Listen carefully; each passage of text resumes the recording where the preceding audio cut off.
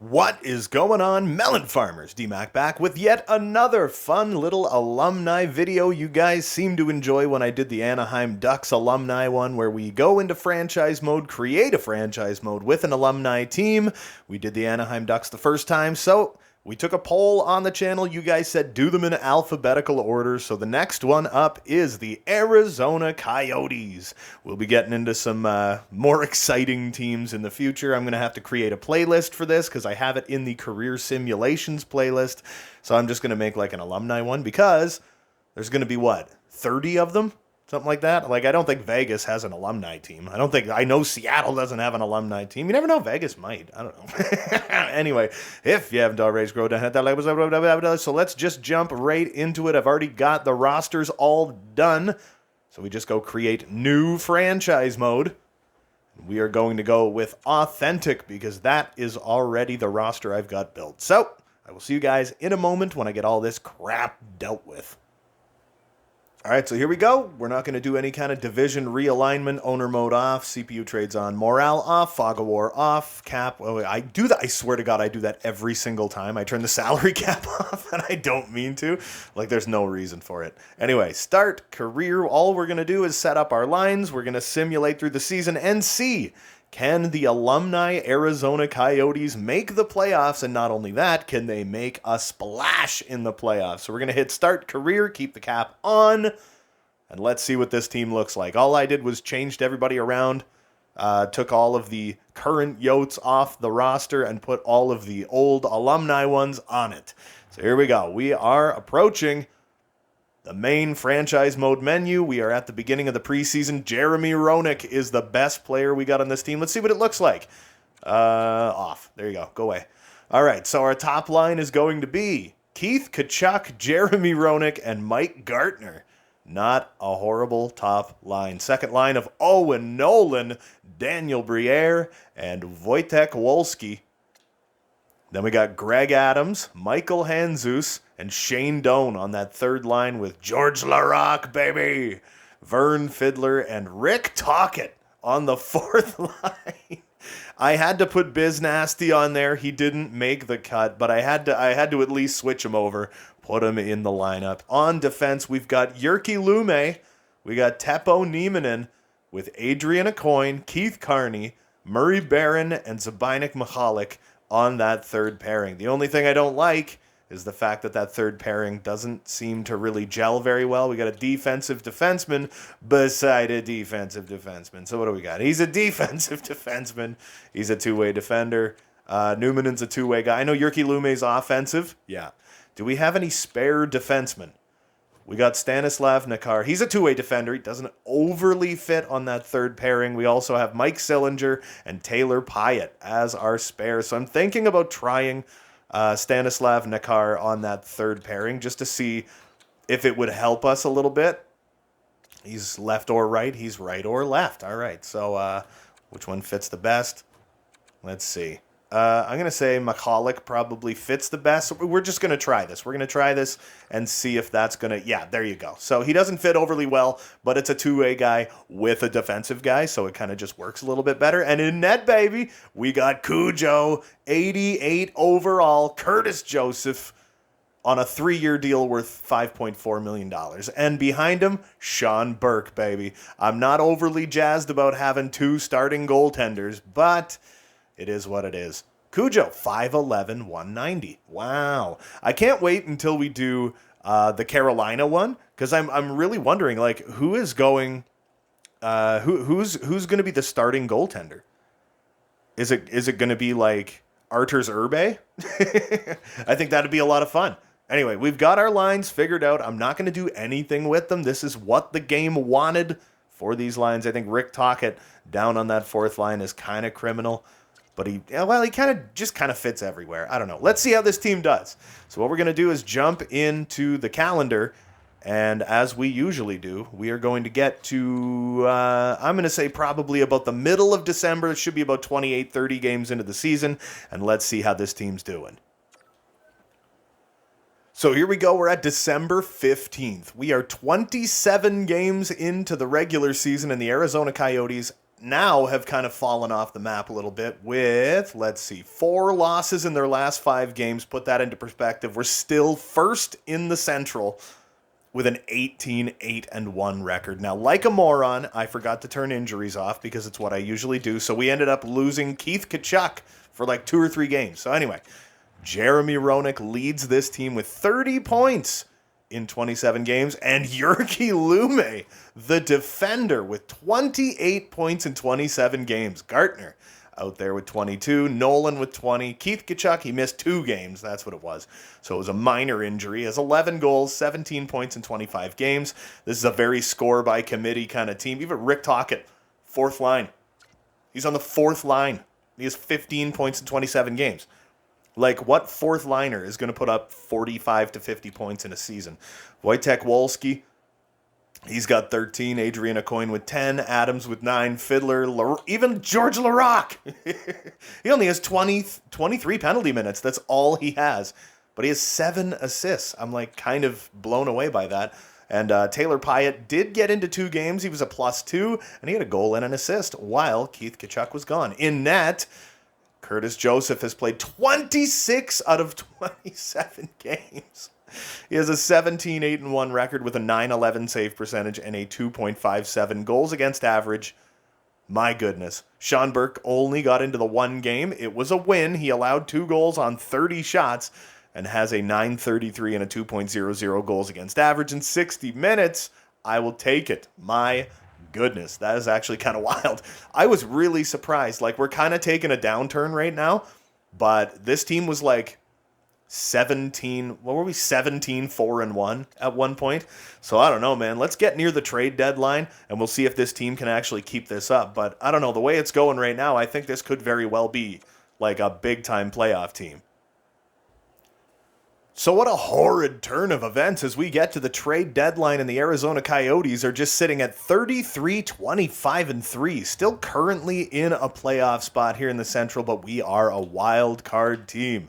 The other wild card team being the San Jose Sharks. They have 62 points. We have 69. Okay, so I feel pretty good. We're like 8 points, we're 9 points into a playoff spot. But it has been a relatively rough go of it lately. Jeremy Roenick still leading the parade here. 61 points in 61 games. Right behind him, Mike Gartner, who's really picking it up. And Jyrki Lumme, who is a +20, has actually started to kind of drop off. He was above a point per game last time. It was 27 games in, and he had 28 points. So he only has 18 points in the next 34 games. Yeesh! He dropped off a cliff. Owen Nolan's doing okay.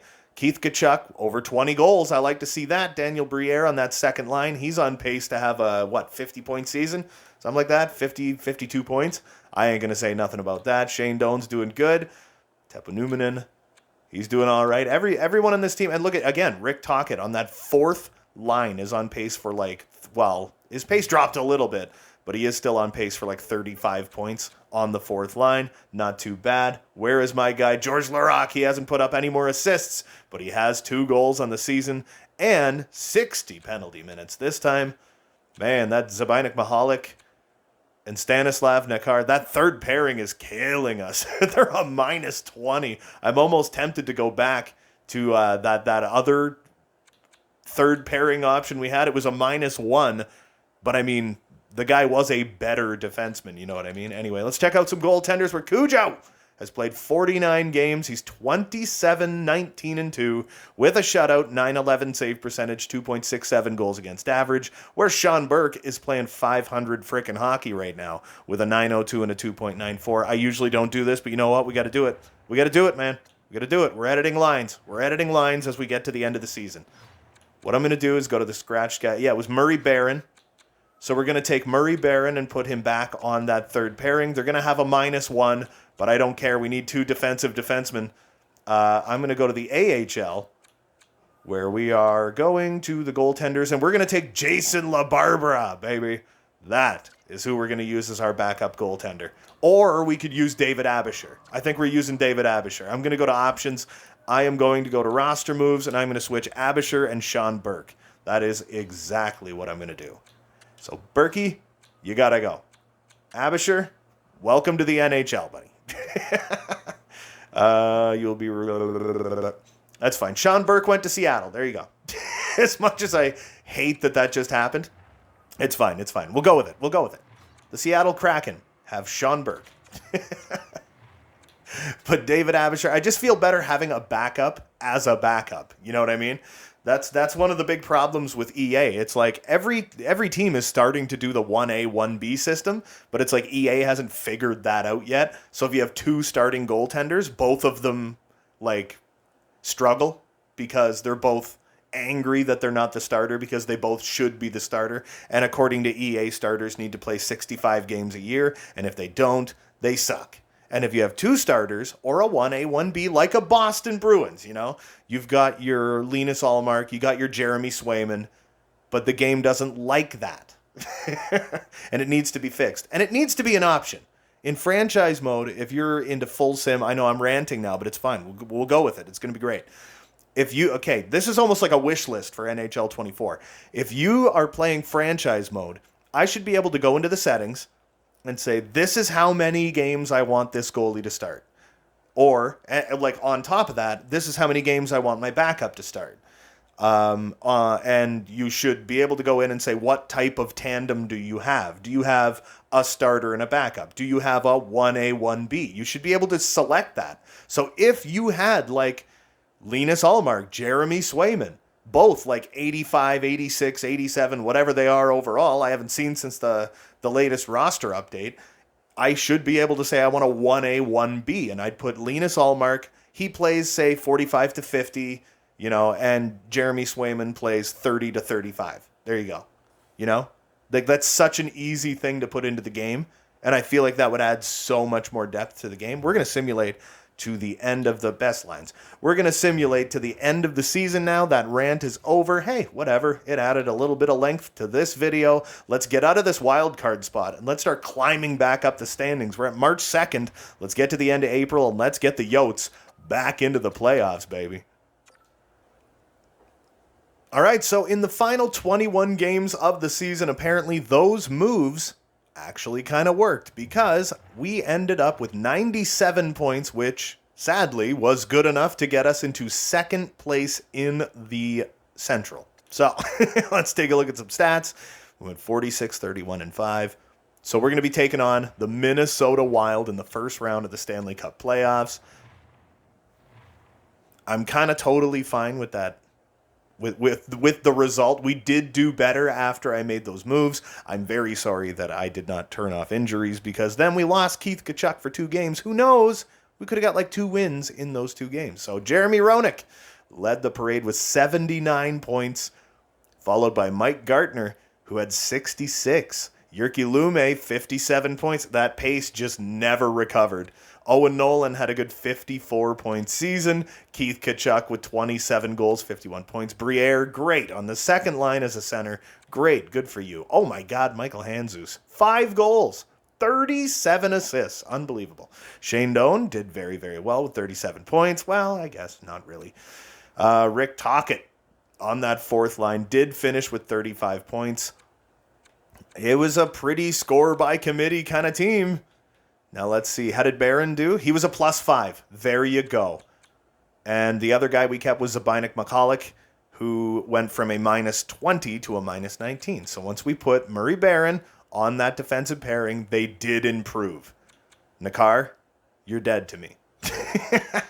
See how the goalies did. Cujo played 66 games, had a 37-24-4 record with 4 shutouts, a .917 save percentage, and a 2.49 goals against average. So the second we put David Abisher in the net, his numbers improved tremendously. Abisher only got into the 4 games because it was right at the end of the season, but he went 3-1, and he had a .925 and a 1.97. I ain't gonna say nothing. Anyway, let's see what happened around the rest of the NHL. Austin Matthews with 59 goals was the only player to crack 100 points. And he was a +23 doing it. Mikko and Mac were right behind. Connie McDavid with a 40-goal season, 94 points. And Quinn Hughes had 94 points. Sid Crosby proving he's still got it, baby. All right, so let's jump into the Stanley Cup playoffs. We're going to be going up against the Minnesota Wild in the first round. Let's just get the NHL season over with.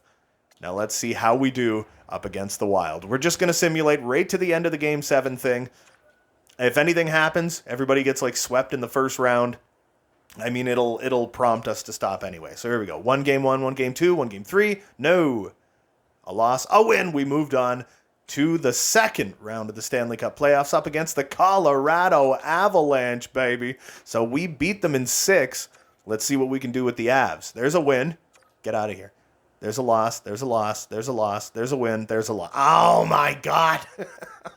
So we went 6-6 in the playoffs. We ended up getting taken out in the second round. Is that not what happened in the Anaheim Ducks one as well? Did we not get taken out in the second round?